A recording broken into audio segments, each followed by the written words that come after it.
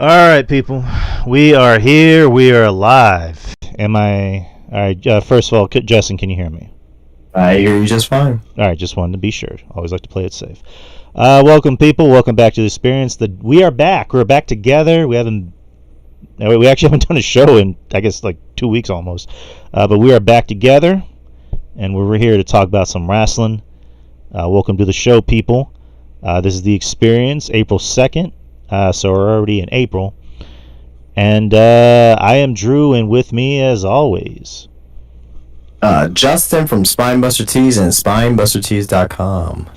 All right, yes, sir. We have we have a nice show to do tonight. We have some good topics, also some news as well.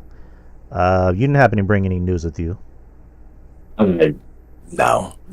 Okay, that's fine. I mean, there's a lot of news topics out there, but I've been so busy this week with stuff. Yeah.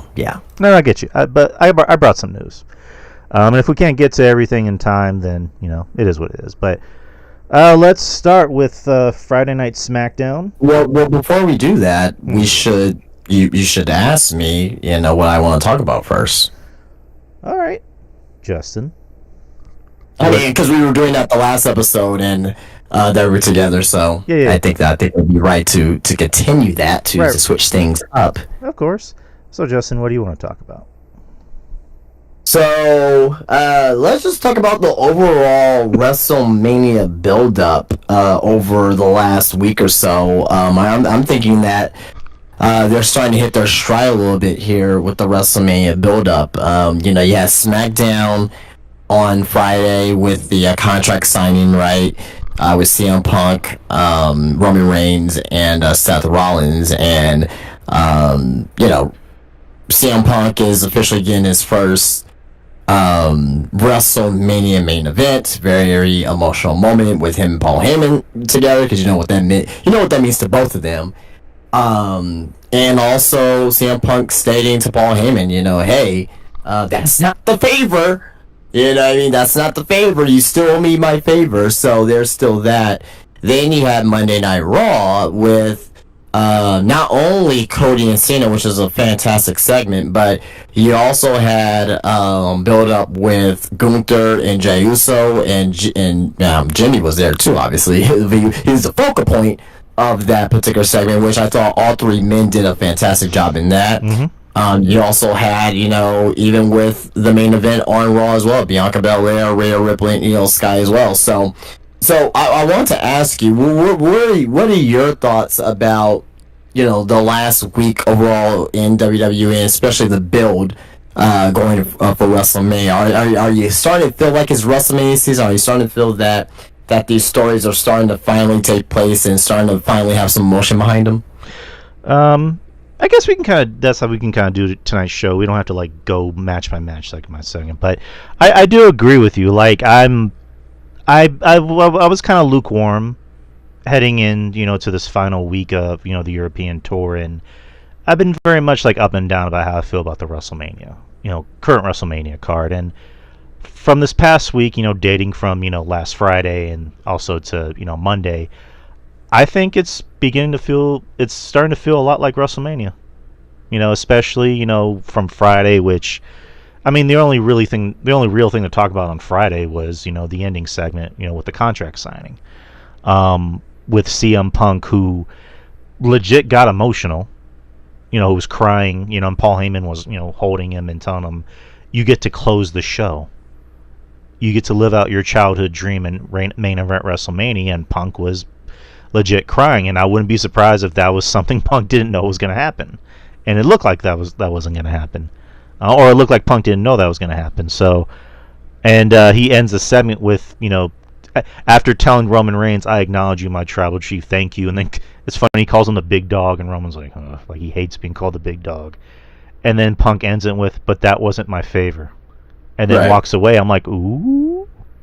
Another thing I kind of wanted to bring up to you, and this is something I saw on Twitter, where someone posted an old clip of Raw from 2013 with CM Punk and Paul Heyman, where Paul Heyman saying, when you get to finally main event WrestleMania, I will be there to walk you down the aisle. almost like he's talking about his wedding, almost, but very symbolic. 12 some odd years later, that could possibly be the favor. Not mainly for this match, but maybe for another match that we're not thinking about. But I absolutely love this segment. Seth angry that Punk is the main event, and it of all the three contestants, obviously Punk is the bigger one. Roman seems more legit. I mean, as much shit. I mean, I'm not the biggest Roman fan, but I'll give Roman credit where credit is due. Roman, a lot of his stuff seems more legit as far as the things he says. Seth kind of comes off as a cartoon character compared to all three men. That's just me. I don't know how you feel about Seth in this situation. I think Seth has a great chance of winning this match. Oh boy. I'm just saying. I hope that doesn't happen, but whatever. I mean, everything, they're really focusing on the Punk and Roman side of things here. I still think there's a chance that Heyman may walk out with Seth. I'm just saying. I'm not saying I want it to happen, but what I am saying is just don't count it out. Don't set yourself up for what's the word I'm looking for disappointment. I'm trying to forewarn you now. That's a possibility. Right. And then Monday with CENA and Cody, which so far that's the promo of the year between CENA and Cody, where Cody kind of lost the battle. CENA really. No, I've been seeing this discourse online. I thought both men did. I thought they both did great digs at each other back and forth. Right. I don't think no one lost. I think CENA won. If you see it, no, you can't see it if someone won or lost. I thought both men equally walked out strong. Do you think Cody looks weaker? Is that what you're saying? No, but here's my problem with Cody's promos is that he tries to be a little too cute with his promos. He tries to be too much of an actor sometimes, where it's just like you look at CENA, and CENA doesn't need to swear. He doesn't need to, really get mad. I mean, he gets mad, obviously, but, he just talks in his very prim and proper CENA voice. Whereas Cody's like, I don't give a fuck. I'm going to say what I want. That makes it better. That makes it better, though. It makes it more real. Yeah. But with Cody, I need him to reel it back in a little bit. I need him to kind of amp up the anger a little bit. How's he not angry? It's just so far it feels like this guy just beat the shit out of you and pretty much left you for dead, and it's like I need to see more anger out of you.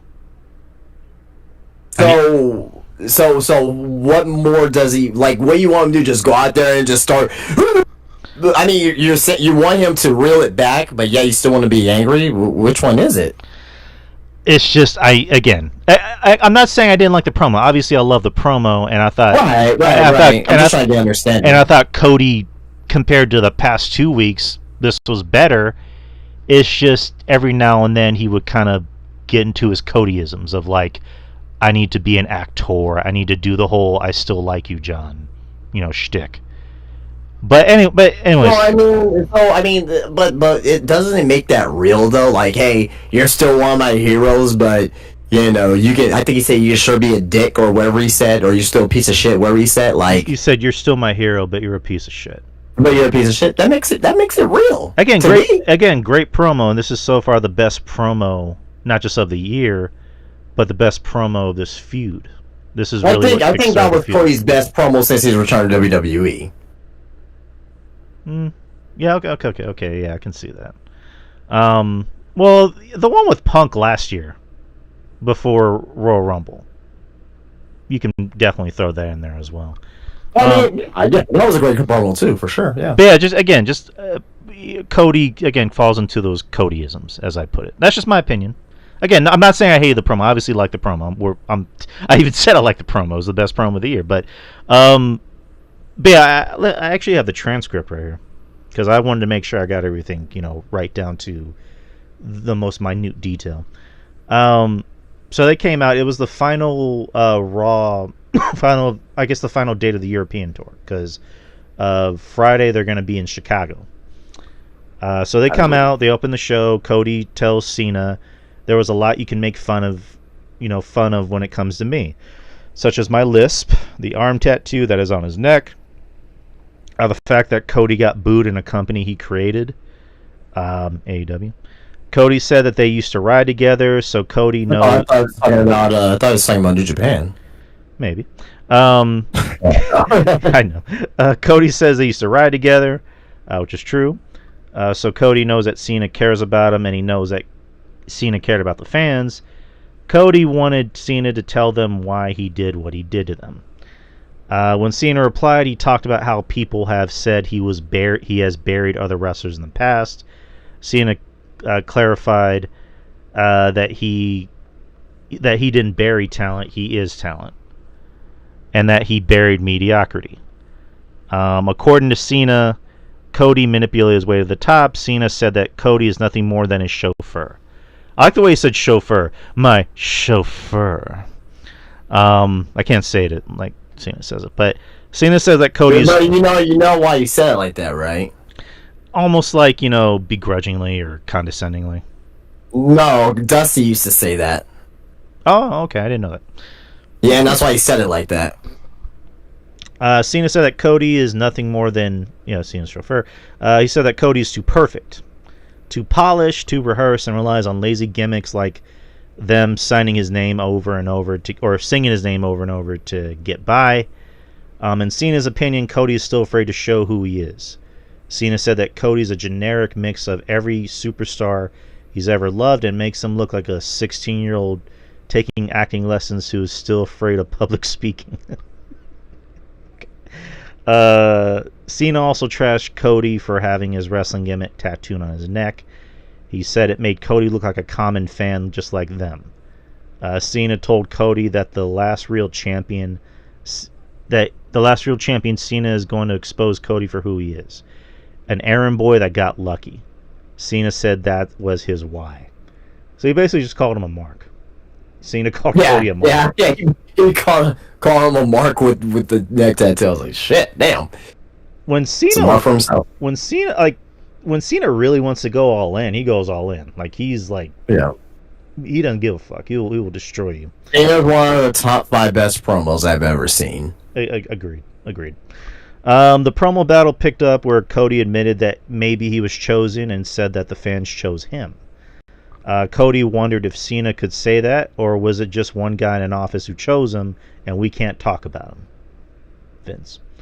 And when I heard that, I went, oh shit. Cody said that... That's on Laurinaitis. I don't know. No, I'm just kidding. Cody! Cody said that everybody's so terrified of Cena on the mic, but Cody knows that Cena has more dick in that promo than he does in his jorts. Cody said that if you want to make fun of Cody, then just remember that Cena is the one that hangs out with Zac Efron and wishes he was 16 years old. That was a crazy line there. Jesus Christ! When Cody really wants to go all in, he can go all in. No pun intended. Like he kind of like he just said, Cody can be a dick when he wants to be on the mic. When talking about current events, Cody said between the two of them, which one sold out to The Rock? And the fans chanted, "You sold out at Cena." Cody told Cena, "You're still my hero, but you're also a piece of shit." And then just Cena smirked and just kind of walked back. Cena said that he has never left because he has always been here. Cena said that no matter what garbage they give him, he finds a way to make it great. Cena told Cody that he had to leave because at his best he couldn't wipe Cena's ass. Cena said that he makes empires for billionaires while Cody steals from their kids. Oh my god, that was gold. That was gold. And literally, when that was a literal mic drop, you can actually hear the sound of the mic dropping because the whole crowd was like, shit. And then let me bring this up because I just have to. Okay. It's okay when WWE brings up AEW, but not okay when AEW brings up WWE. Because AEW does it frequently. I haven't done it so much as of late, but Yeah, I can't remember. I can't think of anything recently that they say anything about WWE. I just know they bring it up a lot. RJ City brings it up a lot. Tony Khan brings it up whenever he can. I mean, at this point, No, I'm talking about on TV. I'm not talking about like tweets or whatever. No. But like, I'm just saying, like, I just think that mentioning any company, any aspect is just to like, nah, I'll do without it. Like, I mean, it was a good line. I'm not saying it was a bad line, but I was like, was that really needed? Just like anytime, like when Chris Jericho, when he was like, with the weird people suck, you know, and all that. So like, yeah, I don't know. I could just do without that. That's just me though. Like, I didn't think it was needed. No, I kind of think it was going to happen because it's Cody.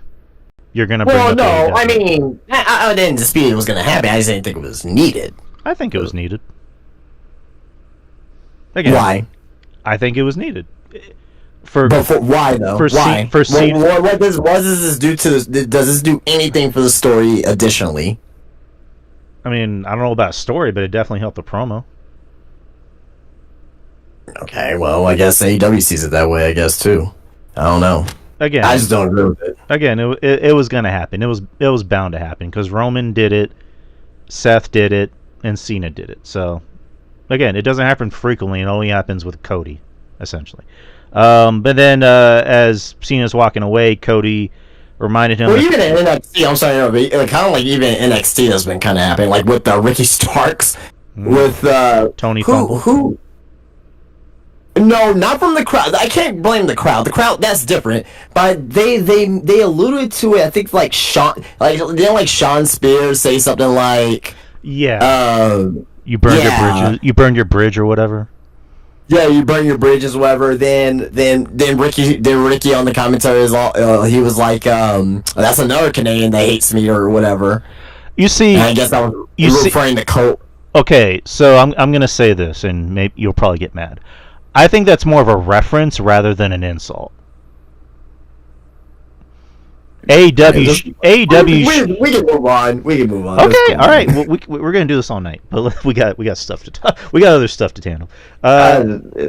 Cody also reminded Cena as he's walking away that the audience has never once chanted "You can't wrestle" at him, which led to the fans chanting "You can't wrestle" while Cena looked around. They get back in. They look like they're going to square up. Cena smirks and walks away, and then he's about to go after Cody. Cody hits him with the crossroads. There you go. That's the end of the segment. Again, best segment, probably the best promo of the year so far. Yeah, I think so. I think it's up there. Yeah. Definitely is the best way to set up this feud. How do you feel about that last line where Cody tells Cena you can't wrestle? Like, why is that something for Cena to get mad about? Because of the fans. Because remember, he responded in certain ways of that he can't, like, you can't wrestle. Remember, like, I don't know if you remember the match between him and RVD, but like he was like doing like some stuff that he normally didn't do at the time, right? Like that top rope one-arm powerbomb, and and the fans like, oh, you still suck or whatever. And even like Cena started to break out. Remember the springboard stunner that Cena started to do in the C4, but that was in response to the fans saying you can't wrestle. So I can kind of see, that there has been history with John Cena responding in a way to the you can't wrestle claims, but all right. I thought that was kind of interesting that Cena still has a big bone of contention when the crowds chant that, but yeah, again, great promo. But yes, since he's heel now, he has to react to something from the fans too. So right. But let me just kind of go back and run through SmackDown, and we'll kind of go back and talk more about Raw. Where the hell am I at? I mean, SmackDown was a shit show. Yeah, it's usually a shit show. It's 3 hours. I mean, we can knock it out and say that I love the Naomi promo. I thought that was fantastic and great. Ray Fix is going to be wrestling next week on SmackDown. And possibly another Aleister Black vignette. That's You know what it seems like, at least, right? You know, it seems April, like April 25th. They put up XV Roman numerals. So. Well, XV's 15, not 25. Was it two X's or one X? Or probably this Friday you're going to see another X. No, maybe you're probably right, but I just wanted to make sure. But yeah, I mean they announced that they're gonna have Bret Hart and Stone Cold be in the Hall of Fame for their WrestleMania 13 match. Which I'm going to cut you off. How do you feel about them inducting a match into the Hall of Fame? Fantastic. Should have been done years ago. Love it. I think that's interesting because with the Hall of Fame, it's just there's already it makes it different. It makes things different. I mean, I think everybody's kind of in the Hall of Fame already, except for CENA and Orton. I mean, I guess the obvious ones are still here, but like as far as like big names goes, yeah. But like inducting names is unique, or I mean, matches. I'm sorry. So yeah, Bret Hart versus Steve Austin at 13. I'm fine with that. Makes sense. Other matches are soon to follow. Probably, the Hell in the Cell with Mick Foley's more than likely gonna get nominated. There's thousands of matches that they can put in there. You know what I mean? Sean and Brett. That's gonna get another ring for Brett. So it's gonna be like, damn, how many? He'll be a four-time Hall of Famer. Sean is probably gonna get more rings. Steve, Rock, Triple H. I think the next one's Shawn and Taker. I think that's probably gonna be the one for next year. 25. Even though I prefer 26, but they're gonna do the 25 one, of course. And also not to forget Sean's great triple threat with Triple H and redacted. Let's see. I don't know. There's a lot of names. There's a lot of matches you can induct. Which again, I like the concept. The TLC match, the first TLC match at WrestleMania. Second TLC match. Second TLC match. There you go. Yeah, first one was at SummerSlam 2000. Well, I'm saying at WrestleMania, the first one at WrestleMania. But yeah, I'm fine with it. But yeah, SmackDown is SmackDown. I mean, you had Charlotte and fucking Charlotte and Jay look at each other. I mean, Jesus Christ. Damian Priest and Drew McIntyre, I'm liking what they're doing for their feud, but yeah, that's picking up. That's picking up. Yeah. I'm fine with it. Like they fought on a car, and Drew got smashed to a windshield, and of course he puts on Twitter, it is real glass. It got in my eye, and he's wearing an eye patch. So again, I love Drew McIntyre.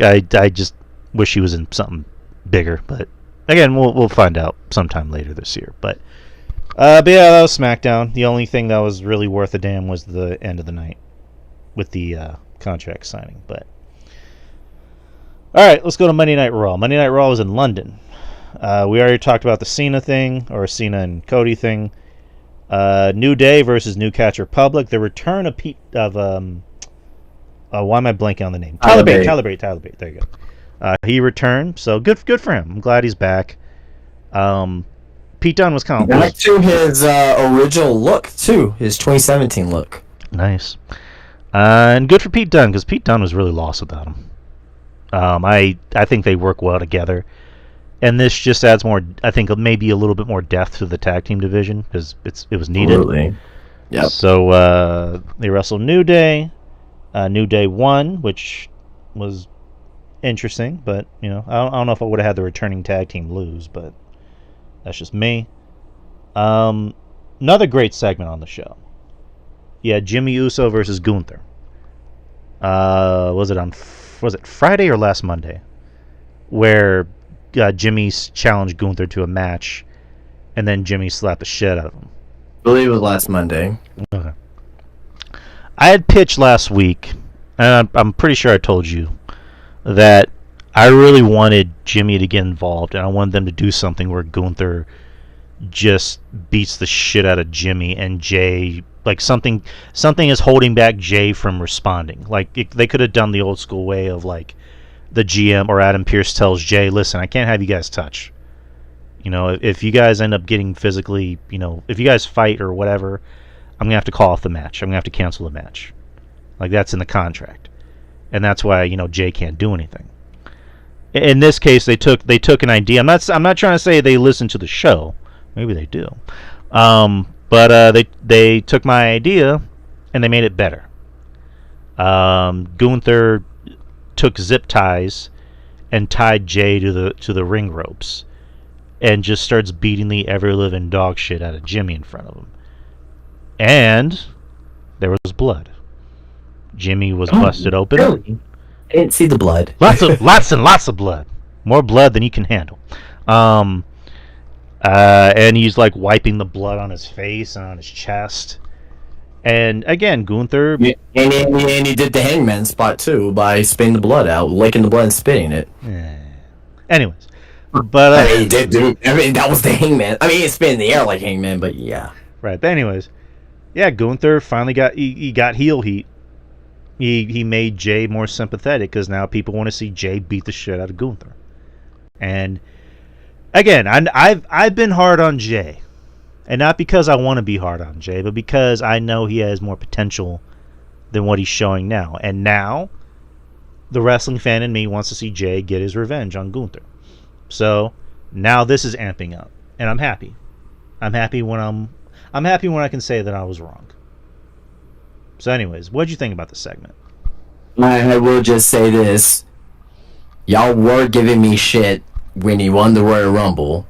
Well, not when he won the Royal Rumble. When I say that I think Jay and Gunther is a WrestleMania match, and that both of them will be able to make this feud work. And it took a little bit to get there, but we're starting to pick up. And I just want to see what Jay's response is next week. That's going to be pretty big as well. But as far as the segment overall, I thought it was fantastic. I mean, this is what you're supposed to do during WrestleMania season. You're supposed to have little shocking moments and things that leave our mouths open and makes us want to see what's gonna happen next. And they did the exact thing that I wanted them to do.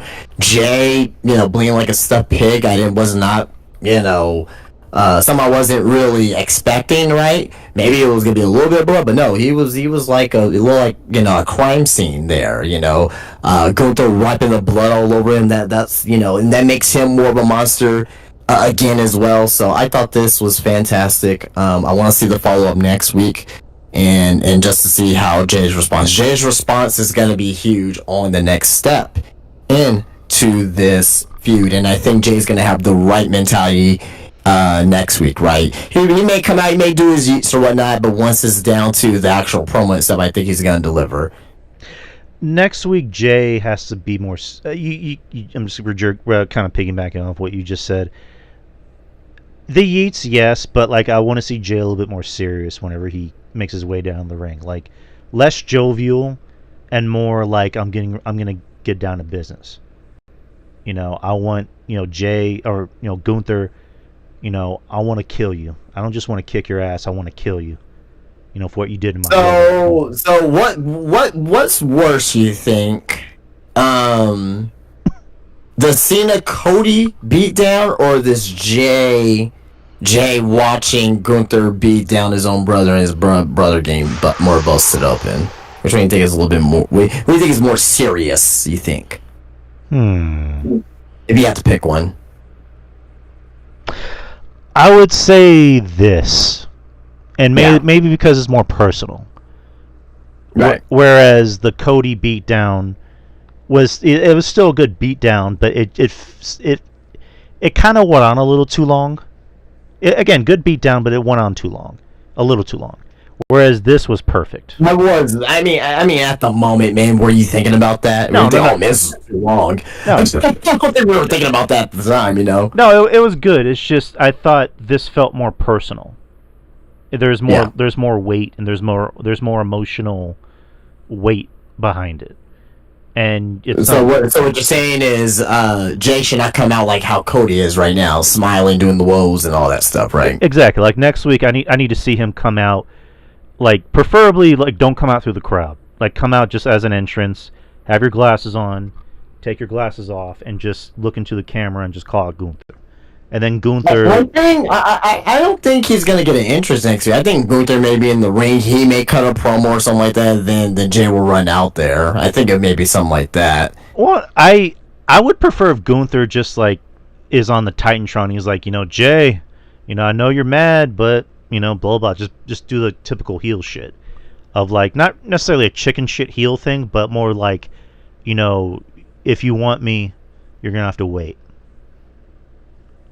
Like, and then at WrestleMania, whenever Jay more than likely does win, the world title, it's gonna feel that special because the fans are finally gonna be happy that Gunther gets his ass beat for what he did to Jay and what he did to Jimmy. The emotional distress about what he's been putting Jimmy through. Because since day one, when this feud started, Gunther told him, "I'm gonna make your life hell. I'm gonna make your life a living hell." And it's like, okay. Now is about the time you want to start doing that because just beating down, American Alpha isn't enough. Like we need something more personal, and this is why I'm glad Jimmy got. This is why I was saying Jimmy needs to get involved somehow, and he finally got involved, and this happened, and chef's kiss. That was a great segment, and it makes the match mean more now. Moving on with Raw. You have Penta and Braun Breaker versus Finn Balor and Dominic Mysterio. More than likely, this is going to be a match at Mania. A fatal four-way with these four. Judgment Day got the win. Finn pinned Penta, so it's the first time Penta has been pinned since coming to WWE. Good. You can't just have all these new people just stay undefeated. They need to take losses every now and then. Yeah. And it actually increases Penta's chances of actually winning the Intercontinental Championship, too. So. No, I agree. But yeah, this is more than likely going to be a WrestleMania match with these four. Yep. Segment with AJ Styles and Logan Paul. Basically, they just set up their match at Mania.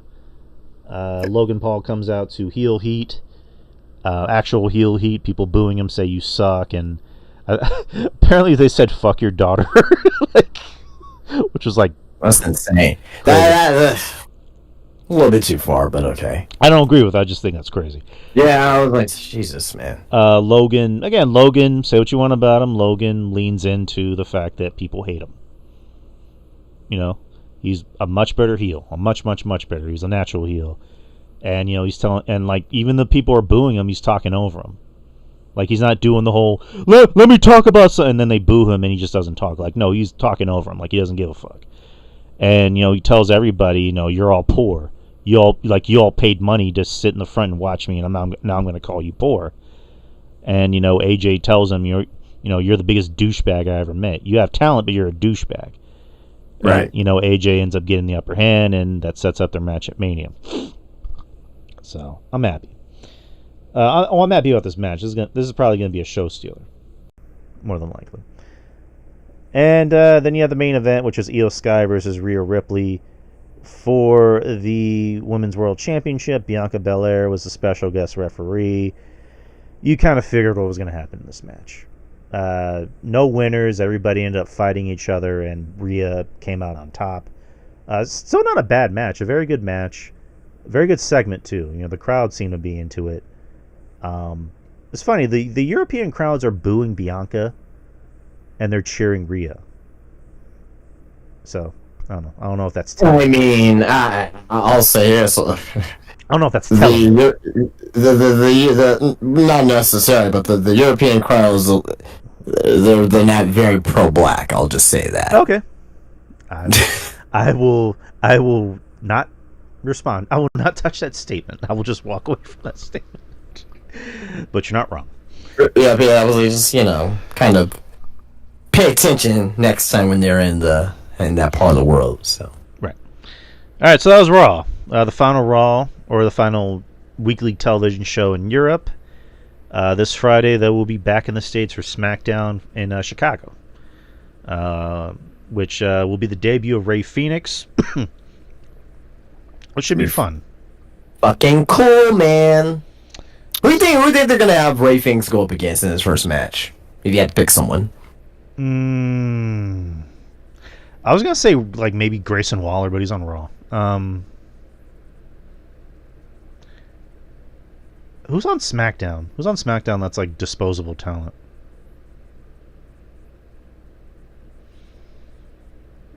So I'm trying. Oh, you're asking me. Oh, Carmelo Hayes. There you go. Carmelo Hayes. That can be an opponent. I'm gonna go with someone. That'll be a great match. But I'm gonna go with someone that he's familiar with. I'm gonna go with Santos Escobar. All right, that'll be a good match. That'll be a nice start. All right. I mean, any match where Ray Phoenix is gonna be a good match. Oh yeah. It's fucking great. He's fantastic. Fantastic. All right, so let's go to NXT. Stephanie Vacour kicks off the show with Ava in the ring. Ava tells her that Stephanie will relinquish the NXT North American Championship. Pretty much, saying that, the women's division is so big and rich that, it's unfair for one woman to have two titles, which I agree. Me and RJ, we talked about it on our show last Thursday. Kind of off air, where I don't like the idea of anyone being a double champion. I never did, and RJ kind of said the same thing. And it's just like, you look at NXT's women's division, it's like there's a lot of women on there, a lot good, a lot that need work still. And so, for Stephanie to be a double champion, I think circumstances were kind of the reason why she became a double champion. I know with Julia, there's kind of been back and forth discourse of like, is she hurt, or from what I heard, there was I think there was visa issues. Visa issues, yeah, that's what I'm hearing too. Visa issues, yeah. So that makes sense. But yeah, I'm glad she's relinquishing the title, and she's just going to focus on being, the NXT Women's Champion. So they announced that at Stand Deliver, there will be I believe a six women ladder match to determine a new North American champion. Yeah. Yeah, So, and these they've done a lot of women's ladder matches in NXT. I'm not complaining by any means. They do way less than they do these underground matches. I don't know if you heard my solo podcast that happened a couple weeks ago that I mentioned that these underground matches. I like them. I think they're being way overused, and I think they may do even a couple more this year. mm-hmm. But the ladder matches, though, I think it's fine, and it's a reason for it too. So, don't they have ladder matches every year at Stand Deliver? it's starting to become that way. Yeah, seems like it's like their Money in the Bank. I won't say their Money in the Bank. I won't say like Money in the Bank, but it's like a gimmick match, their ladder match for the year. It's unintentionally starting to become that way. No, I'm fine with it. I guess it's kind of their gimmick, like you just said. Like every Right. pay-per-view needs their own gimmick, or I guess a gimmick match. But the first qualifier was Zarya versus Lash Legend. I like this match. I really do like this match. Two Amazonian goddesses just beating the shit out of each other. Lash Legend, I've been saying for a while, she continues to impress. She's going to be something on the main roster. Zarya, I'm glad that they're giving her a spotlight, because there was a point where they were pushing her pretty fast and hard, and they kind of dialed back a little bit, which I'm kind of glad. And they put in the tag team with Soul, which I like the two. I like, I always like, I'm a fan of like the Odd Couple tag teams, and but I like the fact that they're kind of giving her a singles push somewhat again. But I like this match. It was good action, and Zarya got the win. So Zarya is going to be in the North American ladder match. But do you have any thoughts on this match? Not really, but also at the same time as well, Jakara Jackson, Last Legend, they're gonna be called up to the main roster sooner rather than later. I think they're gonna join Naomi. Mm-hmm. Because it looks like Jade has gained some new friends, and who because over backstage, I think it was Michin, and it was someone else, I forget who, but yeah. I can definitely see, those six women doing something on the main roster together. Like, it's gonna bother me on who that other woman is, but was it Bailey? Who? Oh, Bailey's on Raw. Never mind. No. Continue. I'll find it real quick. Next is you had Hank and Tank versus No Quarter Catch Crew. Hank and Tank every week having a different tag team from the past and present. Pretty much giving them good advice. It was the Hardys one week. It was Motor City Machine Guns one week. Last week I forget which tag team it was. And then this week it was Pretty Deadly. They really want Hank and Tank to be a thing. And I like Hank and Tank. I think they're a very entertaining tag team. They made me laugh. They're not terrible. They're a good tag team to open a house show, to get the crowd amped up. I don't know. How do you feel about them putting the gas behind this team? Hank and Tank. I think you need tag teams like this every now and then, like these underdog tag teams that's over with the fans. Get a chance, see what they can do. It's developmental, they did it with Gargano and Ciampa, and I mean I'm not comparing them to Gargano and Ciampa by any means, but I'm comparing the the underdog tag teams that ended up getting over, right?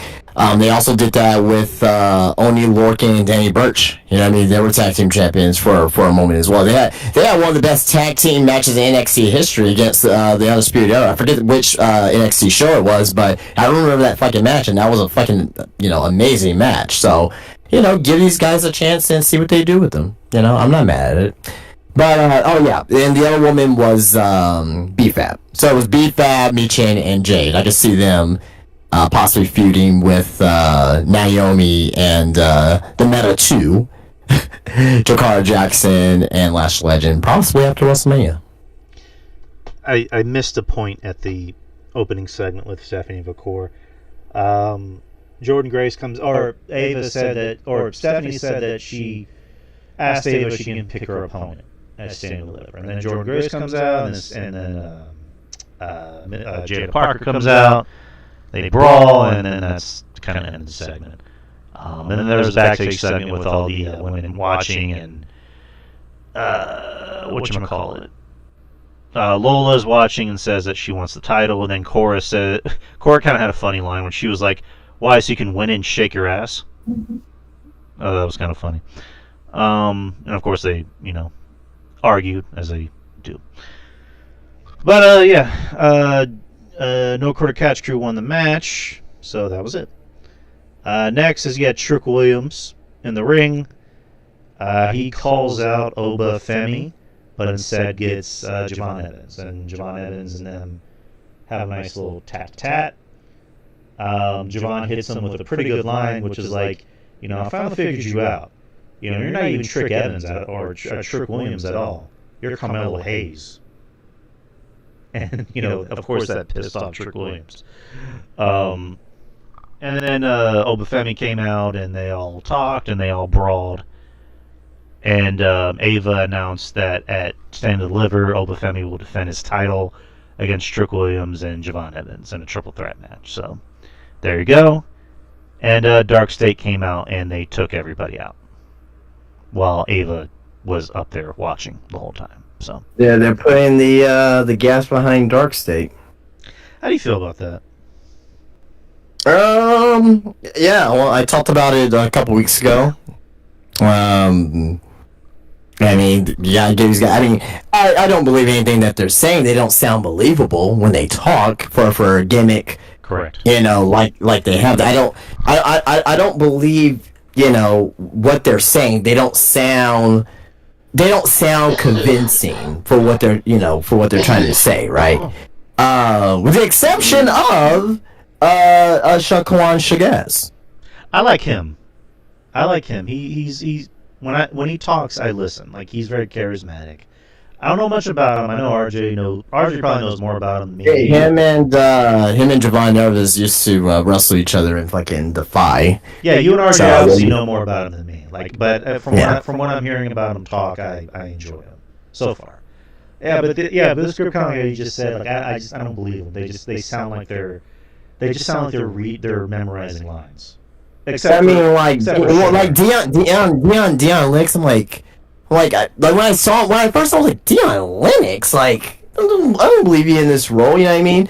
Cutler James, he doesn't fit it. He does not fit at all. I know they're trying to do something with this group. I totally get it, but Osiris Griffin, like I don't really believe what he says, so he probably should not talk. But he has a good presence with him. Dion Lynx has a good presence with him too, as well. Just don't fucking say shit. Just let Shaquan be the mouthpiece. Color Jane, they should just made a 3-man black group at this point, because Color Jane sticks out like a sore thumb. Agreed. Yeah, you know what I mean? So, or they could have gotten a black guy in there instead of, instead of Color James. But who knows? Maybe Color James is probably the best wrestler out of the whole group. Then it'll shut me up. So, because I haven't seen him work. So, I mean, they do that Evolve show that's on Tubi. It's like you could have picked anyone from there and just added them in there, kind of like you just said. But I think with the Evolve show, I think there's a reason and a purpose for why they got the certain people that they have down there. So I'm not really gonna question it, because I watched the Evolve for the first time last Wednesday. I'll probably watch it tonight too. But I liked it. It feels like black and gold to me. You know what I mean? Like old school black and gold, just really bare bones. But it feels like a more polished indie show, which I can appreciate too. So they got great talent down there. Agreed. It was a fun show. I didn't watch this week's. I've been watching. Well, it debuted during it. It comes on during Dynamite, so. It's pretty short. So typically I think I'll be watching Evolve after these shows that we do, for the most part. Okay. Pretty short show. It's not even an hour. It's like 40-something minutes, which I think that's perfect for that kind of show. Next, you have Kalani Jordan versus Roxanne Perez. So Roxanne Perez pretty much making her rounds through NXT before she officially becomes, goes to the main roster. Haven't seen Roxanne Perez since Elimination Chamber. She's been, she's been missing in action and kind of missed. I don't know, like, has she had like any passport issues or injuries that we're not aware about? Is that why she hasn't been on? Who? Roxanne Perez. Why would she have passport issues? Well, I mean, I'm just like, I don't know if maybe like going to Canada is like different compared to like going to, I don't know, Brussels or whatever. Were they in Canada this past week? No, they were in Canada for Elimination Chamber. That was the last time she was on. Oh, no. Well, I mean, she's from America, so. Well, I don't know. Again, it's just like they were kind of promoting, this feud with Bayley, and then they just essentially dropped it. I mean, I don't know if she's banged up or whatever, but I'm not sure. But I think they may add her in this ladder match, perhaps. I think I can see that, and that may be her farewell. I don't know, but I definitely see her come up to the main roster after WrestleMania, because there's no reason to bring her up. No reason to bring her up right now at this point. So. All right.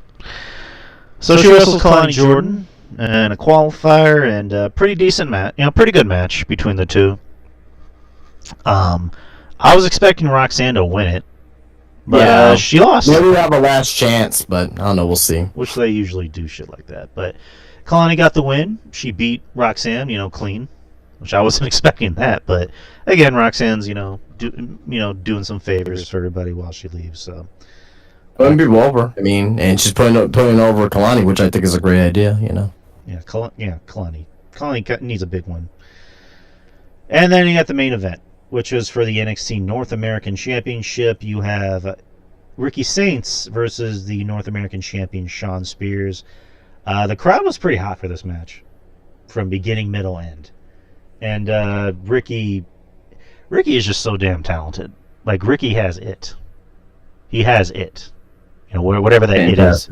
Fantastic.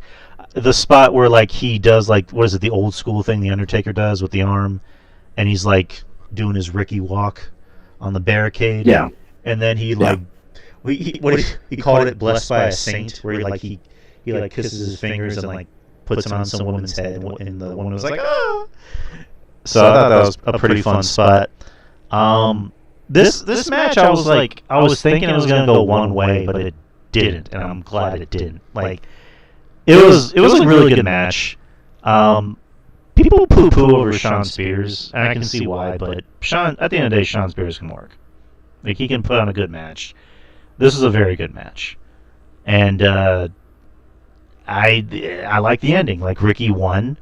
I was expecting Ethan Page to come out and cost Ricky the match. That didn't happen until afterwards. But, Ricky got the win, winning with Rochambeau. And now Ricky has gold after being in. Well, the one reason I kept thinking Ethan Page was going to come out and cost him the match is as the announcers kept bringing up that, Ethan Page has the fastest, I guess, what do you call it? The fastest record for winning a title in WWE.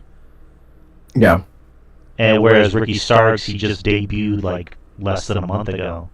Well, in WWE or NXT? I think it was just NXT, right? NXT. Well, in WWE, NXT. But anyways. Well, I was gonna say, like, definitely not WWE because we forgot about Santino Marella. Okay. That's the fastest. You know what's kind of funny, and this is kind of like off topic. Like, Santino brought up that when they were in Italy, that Ariana should have appeared on the show. That would have been nice. What do you mean, when WWE was in Italy? Oh yeah, when they were in Bologna. Yeah. I mean, they're gonna have. She's gonna have plenty of opportunity. It would have been a nice spot though if she did. What was she gonna do on the show? She could have, like, I don't know, somebody could have done like an open challenge, like Tiffany could have had an open challenge, and then Ariana comes out. I mean, she still would have lost, but it would have been a nice. It would have been a nice spot. I'm just saying. But anyways, that's not here nor there. Ricky Starks, or Saints, Ricky Saints is the new NXT Men's North American Champion. As he's celebrating, Ethan Page attacks him. And that sets up what's possibly going to be the Stand and Deliver match and Ricky's first big feud in NXT. So, thoughts on the match? Thoughts on Ricky winning and Ethan Page? I thought this was a very solid segment all the way around. Shawn Spears really was just given title to drop it to Ricky Saints, which I have no problem with whatsoever. So I thought, I thought this was good, and him versus Ethan Page at Stand Deliver was going to be great as well. Fantastic, and I'll just say this: there's going to be upset people because of the match happening. So, why would they be upset? Certain people will be upset. I'll just keep it at that. You mean AEW fans? I didn't say that. You're insinuating that, but I'm curious. Anyways, good episode of NXT as always, and congratulations to Ricky. Absolutely. Speaking of AEW Dynasty is this weekend. So let's run through the card real quick. I will watch because it's my duty. It's our duty to cover this stuff. Well, yeah, I'll be watching the show. I'm pretty sure it's going to be a good show, but we'll see what happens. We'll see. But so far there's 8 matches. I'm assuming there's going to be more matches announced. It's AEW. Probably 2 pre-show matches. Because last time, there was 12 matches. 12 matches. There was 3 pre-show matches, so maybe 3. Then let me see here, because that was Revolution. Then Wrestle. Oh my God! So there's Dynasty, and I forgot Wrestle Dynasty, which is New Japan. So Jesus Christ! But for World's End, there were 11 matches, so maybe three pre-show matches is probably what we're looking at. So, all right. So far 8 matches. It's going to take place at the Leah Cora Center in Philadelphia. So, Women's Owen Hart Foundation Tournament quarterfinal, Mercedes Moné versus Julia Hart. Poor Julia, because Mercedes is going to win this. Yeah. Men's Owen Hart Foundation Tournament quarterfinal, Will Ospreay versus Kevin Knight. I mean, I don't know who Kevin Knight is, but Will Ospreay. Kevin Knight, he's fucking good, man. I'm glad AEW signed him. I mean, I say that, but then he's not gonna get used. But it's gonna be a really good match. But yeah, well, it's fucking Will Ospreay. So All right. Singles match for the AEW TNT Championship. This match has no time limit and no outside interference is permitted. Daniel Garcia versus Adam Cole. Baby. Baby? You can go first. I did. I said Bebe. Bebe's winning. Oh, okay. Yeah, I'm sorry, my bad. Yeah, I got Adam Cole winning. I mean, unfortunately, Daniel Garcia, he signed a new contract with AEW. He was TNT title, but like he doesn't feel like a champion. I'll tell you that. No. So, and it's not his fault. You know, it's Tony Khan not booking him the right way, but. Adam Cole wins, but even if Adam Cole wins, does that really fucking matter? Like, no. She's like it. God, man, like if you're not the Young Bucks or John Moxley for some weird reason, the Young Bucks have been on TV since November. They've been away for 5 months almost. So I mean, at this point, does Kenny Omega feel like a champion? Does John Moxley feel like the champion? No, Kenny Omega doesn't feel like a champion, but to me, he still feels like a star. If that makes sense, right? Yeah, I mean, but he doesn't feel like a champion to me. But I will say this though, like it's just that with AEW right now, and like with everything being like so down, it's fucking sickening to think that, oh man, Adam Cole wins, I don't fucking care, right? Right. But that's all. But off topic, but still probably dope because I'm gonna forget about this. I'm sure you didn't bring this up in the news, but I'll bring this up. Did you see the story about AEW getting their viewership on Max is approximately 500,000 a week? No.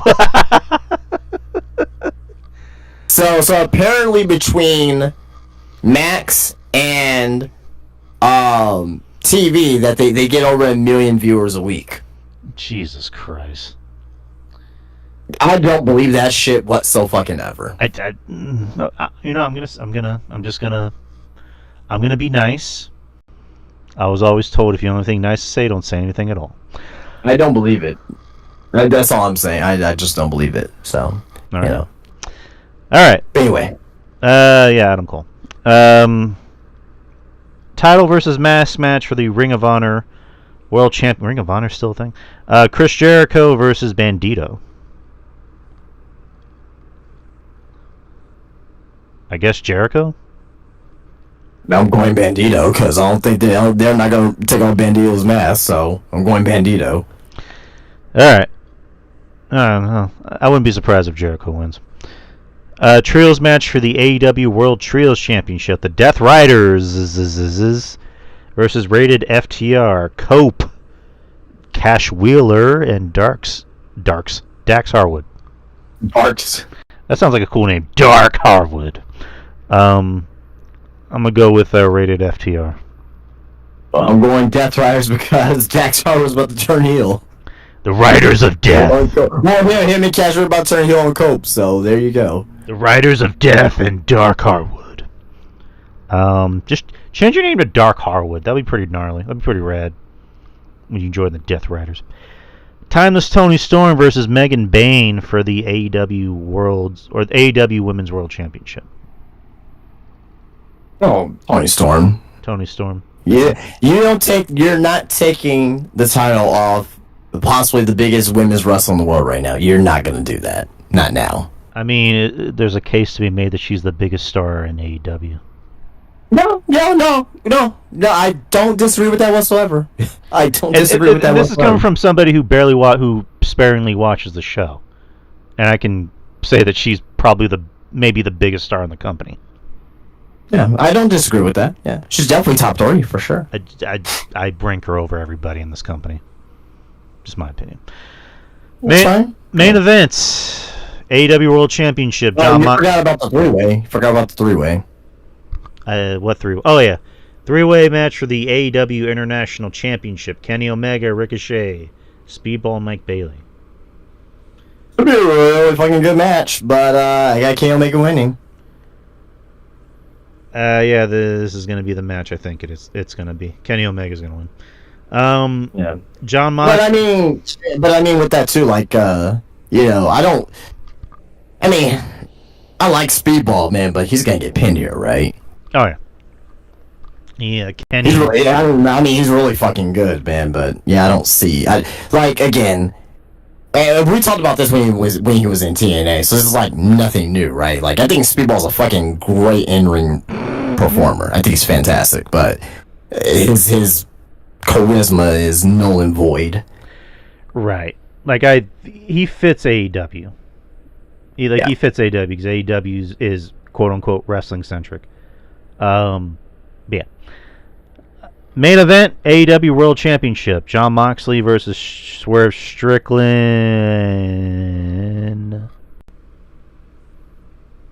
You broke up.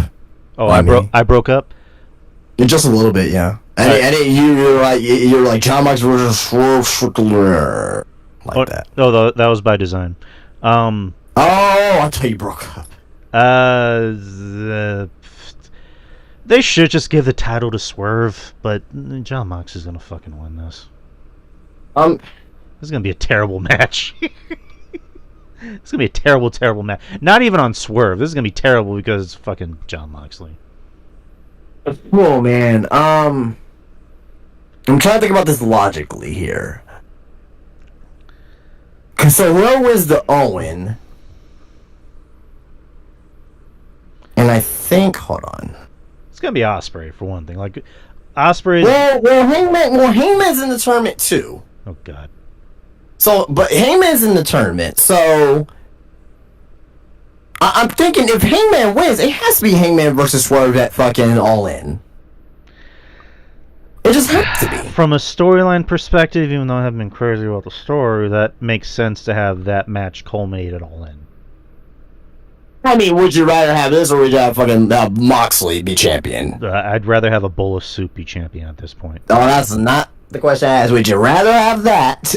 Would you rather have Hangman versus Swerve at All In, or would you have Moxley versus like some random bloke, Darby? I love Darby, but like I don't know what the fuck he's doing right now. I don't know if he's still climbing Mount Everest or not. I'd much rather have a Hangman versus Swerve match. Because at least I know that the match is... At least I know that there's gonna be a story there, right? And it's a story that, we've been following over the last year plus, right? Like, if you do Darby and fucking Hangman... I'm sorry, Harby.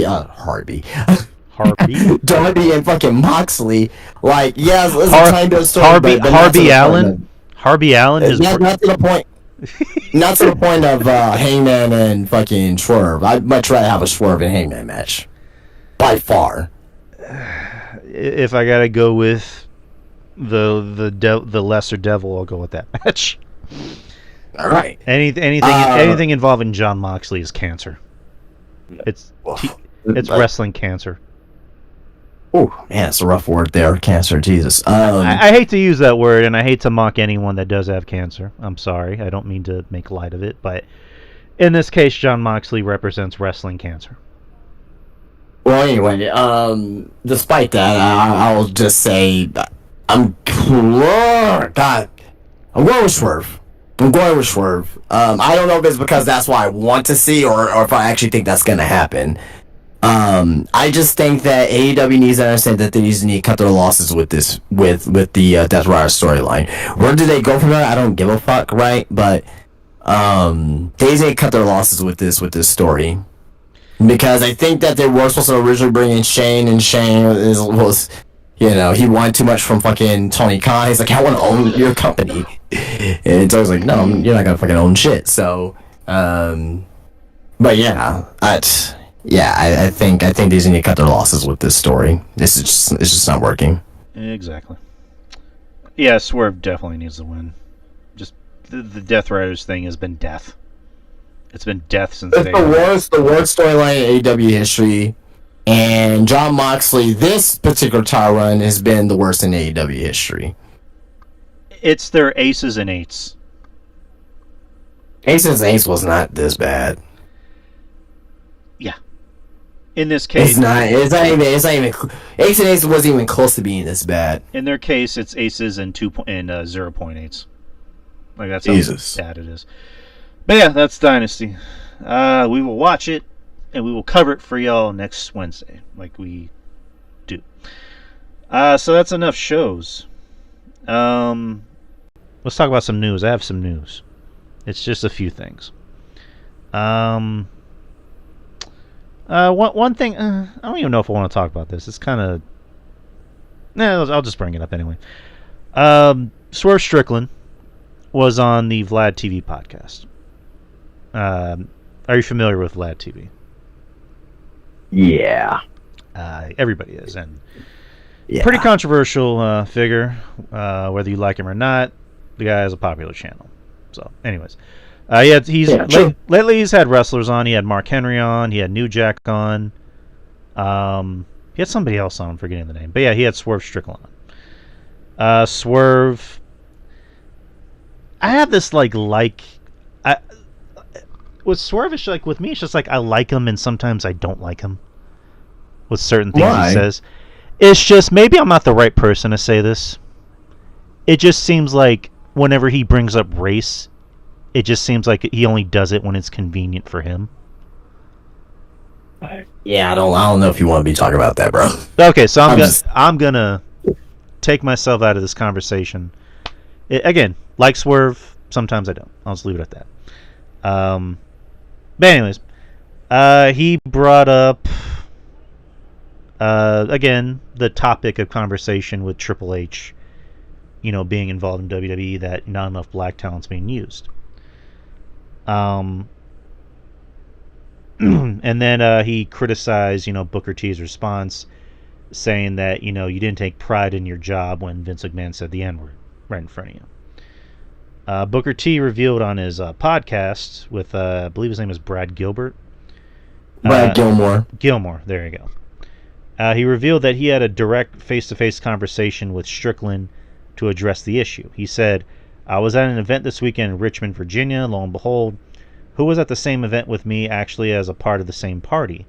It was literally the first person I ran into the morning of the event. Just like Swerve Strickland said, me having the same energy when Vince McMahon said the N-word. Rest assured, I had the energy when I saw him because I approached Swerve Strickland and I had a conversation with Swerve Strickland. He says Swerve Strickland a lot in this conversation, by the way. Let's talk about the conversation with Swerve. He had an offer to be on Vlad TV before as well, and I turned it down. He's talking about himself. They called me back and they offered me money to go on Vlad TV, and I turned it down because I was not going to go on Vlad TV and be exploited. I wasn't going to go on Vlad TV and have them make me look like a fool in front of the world. I was not going to do that. Man, this is kind of long. I wasn't going to go on Vlad TV and say anything negative towards any black man that's ever been in this business because I know how hard it is for all of us. I've been the first one saying it. Any brother getting his bag, I'm all in 100%. I told Swerve to his face how disappointed I am in him as a young brother because all I did for Swerve was put him over and put him on a pedestal as being one of the best out there, and he deserves being the AEW champion. For him to say something like that about me, I don't know if these guys think racism stopped in 1990 when I got in the business, but it didn't. You may not hear a lot about racial issues with Booker T because I handled racial issues hand first. I opened doors, I broke down barriers for people like Swerve. Swerve would perhaps not even be here if it wasn't for me. I have to apologize for nothing that I've done in this business because I've gone out there and I've literally represented the ring and out of the ring from day one all to this day in 2025. And then Booker T wanted to say that he told Strickland that he got played by Vlad TV, and he's just kind of saying, a rehashment of what he just said. But I don't know. How do you feel about this? It doesn't matter to me both ways. I think both have their how should I say? Both have their rights to say what they said, right? There are some things that Swerve said is true, right? And there's truth to what Booker T said. It doesn't affect me at the end of the day. I'll just say that. Right. it's just, we've had this conversation before. We had RJ on, and I believe Ruben might have chimed in about it as well. It's just, I don't know. I'm obviously not the right person to talk about, so I'm just gonna kind of take myself out of the equation. But yeah, there was that. You had Rusev, who just announced that he is, or he didn't announce, but it was announced that he officially resigned with WWE as of today. He was spotted at WWE headquarters in Stamford, Connecticut. There was his wife CJ Perry, Lana. She was not with him actually. Is on screen. They did get. I think they either held the divorce off or they got remarried or something like that. But yeah, it's good that they overcame their differences. So that's good for them. I'm glad they're back together. His on-screen return date is unknown, but he's back with the company. Yeah, Rusev's officially back. I'm happy Rusev's back. I always like Rusev. The Rusev day it got over like Rover. And, the story is that Vince tried to convince Rusev, you're not that over. And it's like, okay. Goes to AEW. He got over in AEW, as Miro, as, who is it? He had a gimmick where he hated God. The Redeemer. The Redeemer.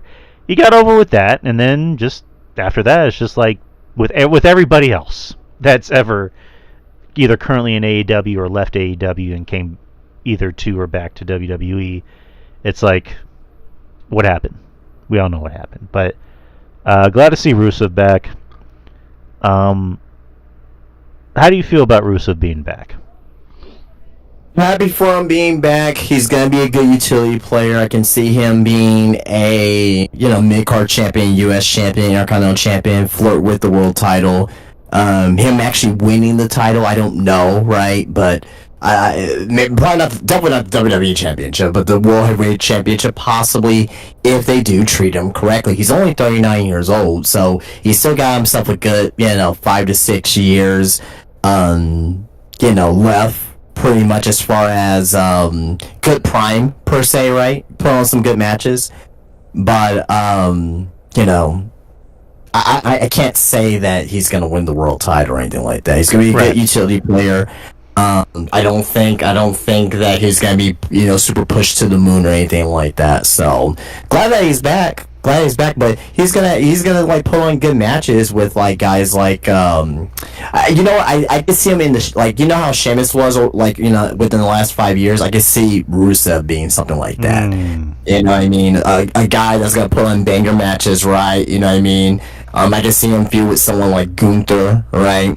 Him being a babyface, right? Because I don't think necessarily that he needs to be a heel. I think if he comes back, make him a babyface, maybe just make him a badass guy, and because Gunther is really what Rusev is, or was, I should say, times 50, right?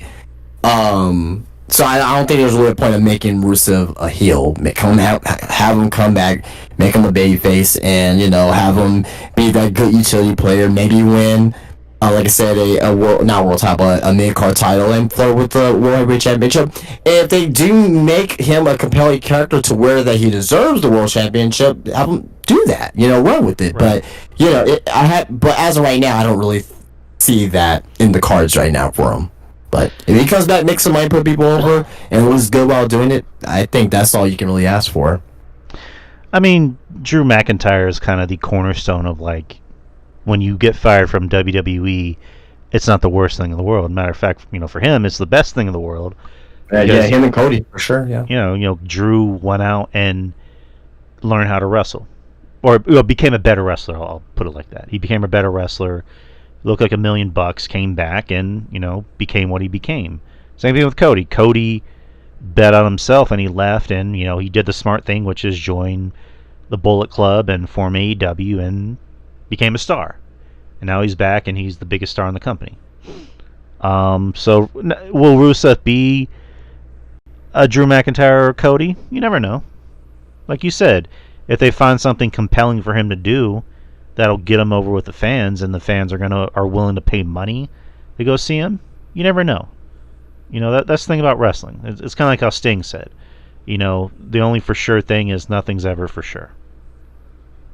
So, I also think him and Black, coming back, it helps the mid card division, definitely, because LA Knight needs, more interesting opponents to wrestle. He needs more guys. Braun Breaker, I think, needs more interesting opponents to wrestle. So I'm happy. I'm obviously happy Rusev's coming back. Speaking of coming back, Julia, our latest status of WWE, Fightful Select is reporting that Julia has been at the Performance Center lately, but she hasn't participated in any classes since Roadblock 2025. There are rumors suggesting that Julia suffered an ankle injury, though this has yet to be confirmed. So, how soon do you think Julia will come back, if you had to guess? Don't know what's the issue. Can't say. When Stephanie brought up that she got to pick her opponent, I don't think it's going to be Julia. I think it's either going to be Jordan. It's probably going to be Jordan more than likely. Or maybe they might do a triple threat with Jada. I mean, I think that'd be too many triple threats, though, because that's already 2 triple threats on the show, and you already have your multi-women match. So, yeah, more than likely it's going to be Jordan. Yeah. I don't know. But, again, I hope Julia comes back a lot soon. If any, Julia is probably going to come back after Stand Deliver, and like y'all suggested a while back, she might just go heel. Which I think that's the best move for her. Possibility, yeah. Which, because Stephanie's over like a motherfucker. People love Stephanie. I love Stephanie. With Julia, it's just like I mentioned on the show a while back. Stephanie has her identity. Julia seems like she doesn't have an identity yet.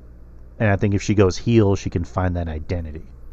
So her being a heel, I think, will be, best for business. And her and Stephanie feuding together, that's going to be money.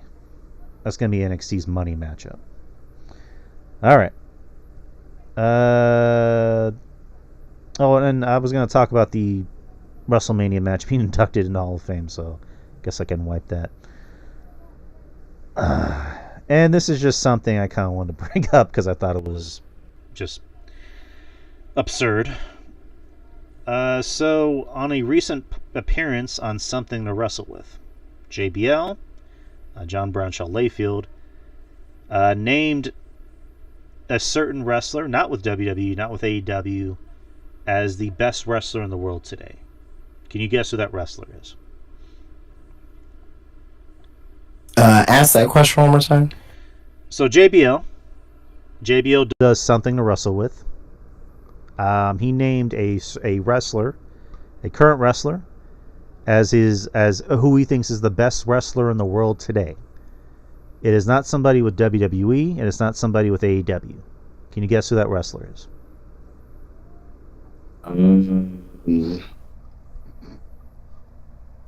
So no with AEW or WWE. No. And they're not in New Japan either. Oh, well. I wasn't expecting to say New Japan, but,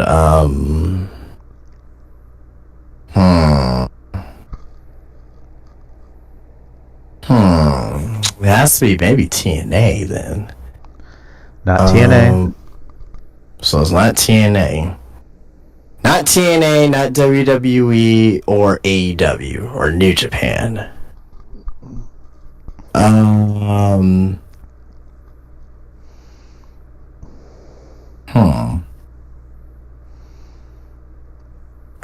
Are they in Mexico? Yes. Okay. It's not Vikingo. Nope. El Hiel, damn, fuck, man. El Hiel de Santo? Nope. Well, I don't know then, so. Alberto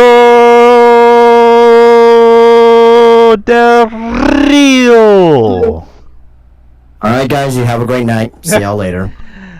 He said, I mean, those guys in AAA are doing fantastic. That was one of the best shows at AAA Ray D. Ray's 2025. Did you actually leave?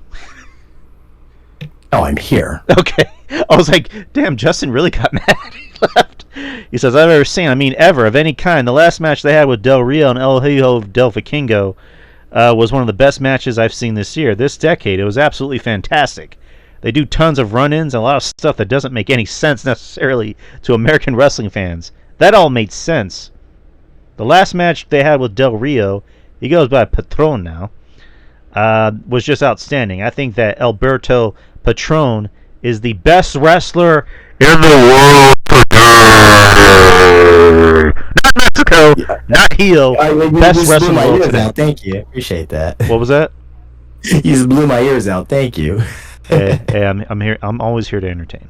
Not in Mexico, not heel, but the best wrestler in the world today. I've been in the business for 30-something years. I've seen them all, wrestled them all. I called most of his matches in WWE. I don't know when I've ever seen anybody more on top of his game. I say never. You know, Shawn Michaels. The greats are great. You know, Taker. The guys like that are great. I've never seen anybody better. He's a ring general like you wouldn't believe, and he is absolutely on top of his game. You've got to see him wrestle. He's that freaking good right now. That's it. Okay. That's his opinion. I don't know. I'm not gonna shit on him over his opinion. So I don't agree with it. It's just like nowadays when you hear about that dude, you never really hear about his in-ring skills. You just hear about his problems. Like, this guy is obviously a problem. And it's just, I don't know, for JBL to be like, yeah, Gunther, yeah, Will Ospreay. If he said Will Ospreay, I would have rolled my eyes, but I would have been like, yeah, I get it. But fucking Alberto Del Rio. JBL. Never change. And, yeah, that's really about it as far as news goes. I was going to do This Day in Wrestling History, but I decided to skip that. I'm going to do birthdays instead. So birthdays. Happy birthday to Madman Fulton. Are you familiar with who that is? Yeah. All right, then. He turns 35. Do you know who that is? He's a madman who happens to be named Fulton. Do you really know? Do you really know who he is or no? No. Okay. That's kind of weird that you brought him up then. Well, no, he's in the birthdays. He's in notable wrestling birthdays. Jack Evans, he turns. Well, I'll tell you who he is. He was Sawyer Fulton in the Sanity group in NXT. Oh yeah, cool. Jack Evans turns 43, and Jody Fleisch. How am I saying that? Fleisch. They turned 45, so good for them. So happy birthday to those three.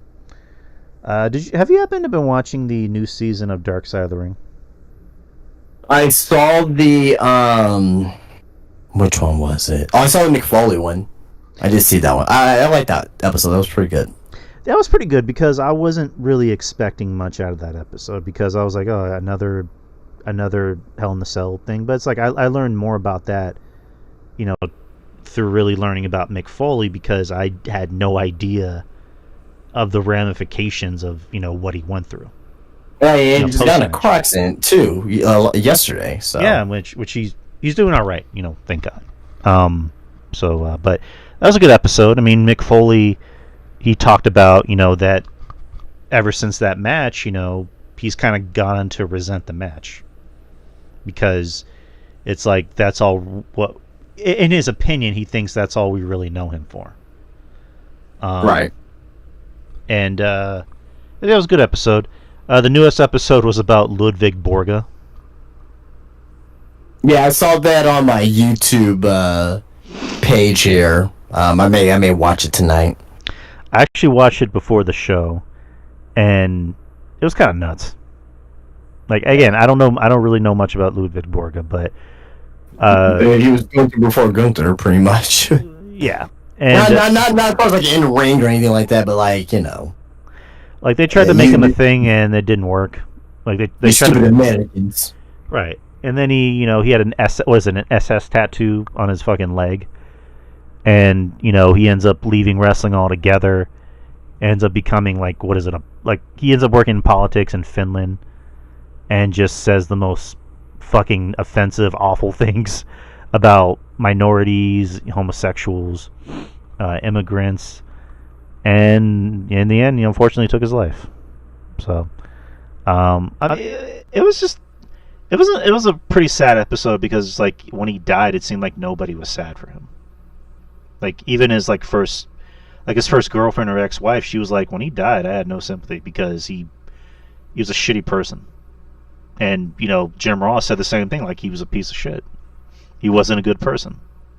So, as far as the rest of the season, I wish I had the let me look up the episodes real quick. Give me a second.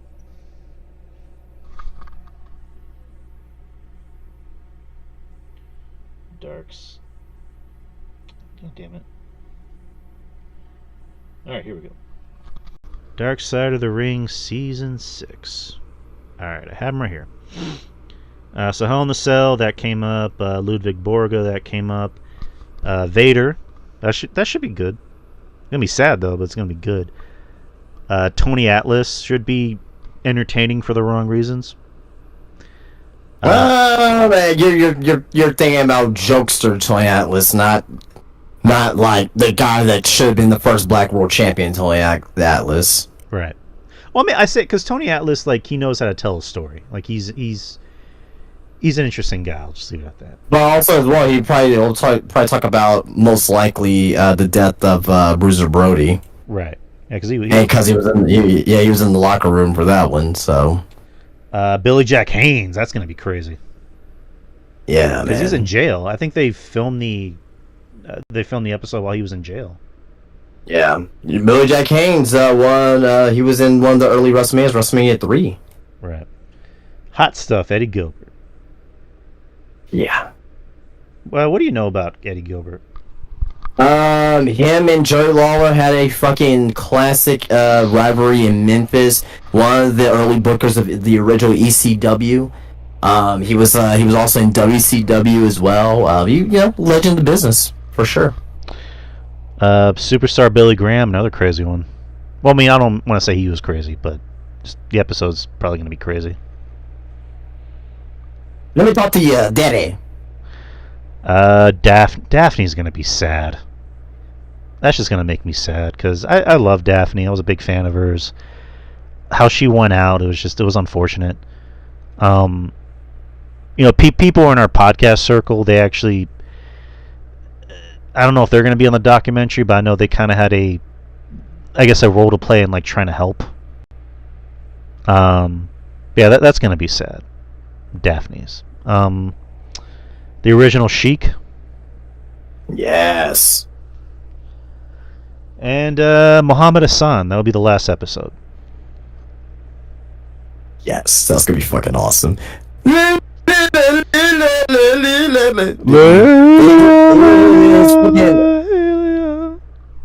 I'm sorry.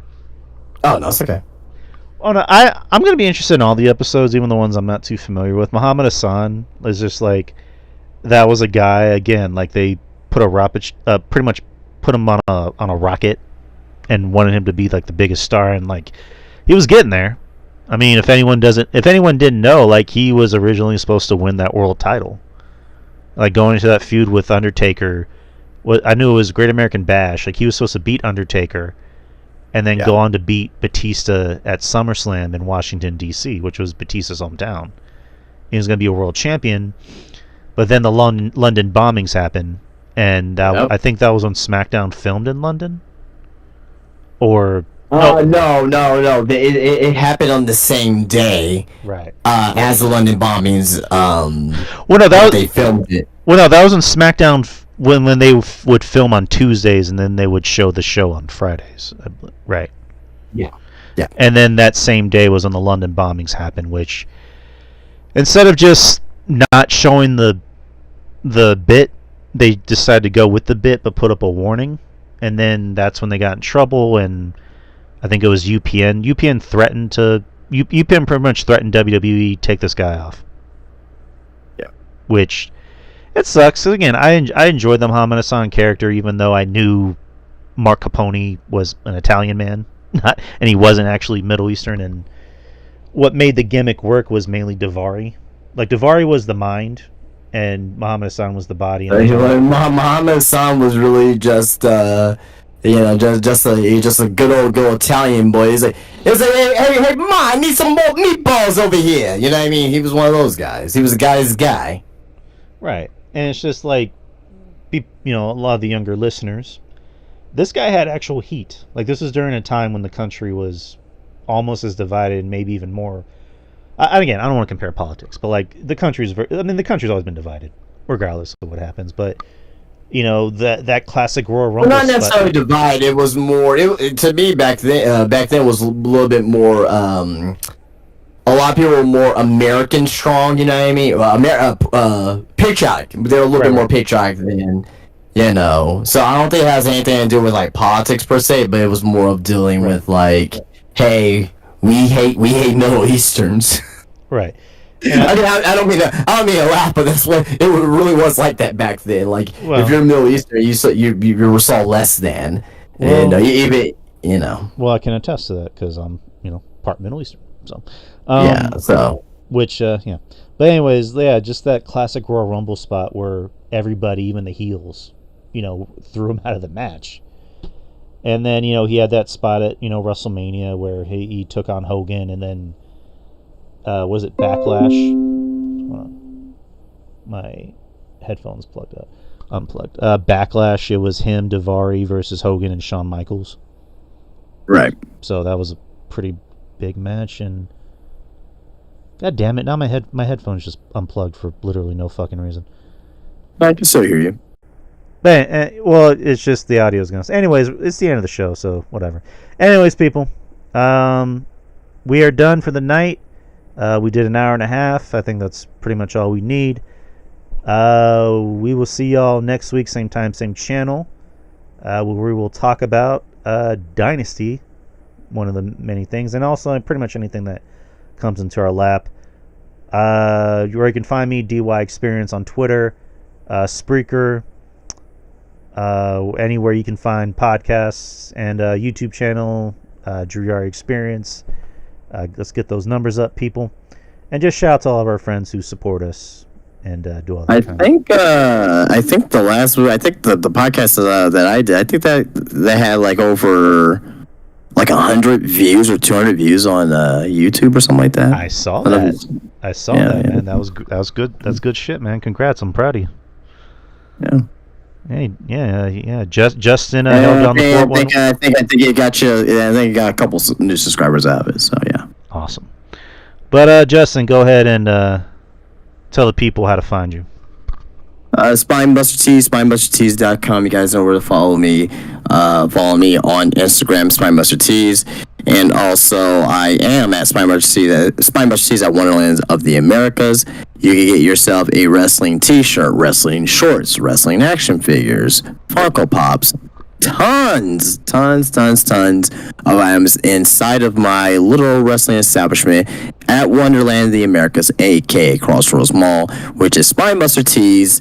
Also Spinebuster Tees on Instagram and spinebustertees.com. All right, people. We are done for the night. We will see y'all next week. Like I mentioned before, same time, same channel.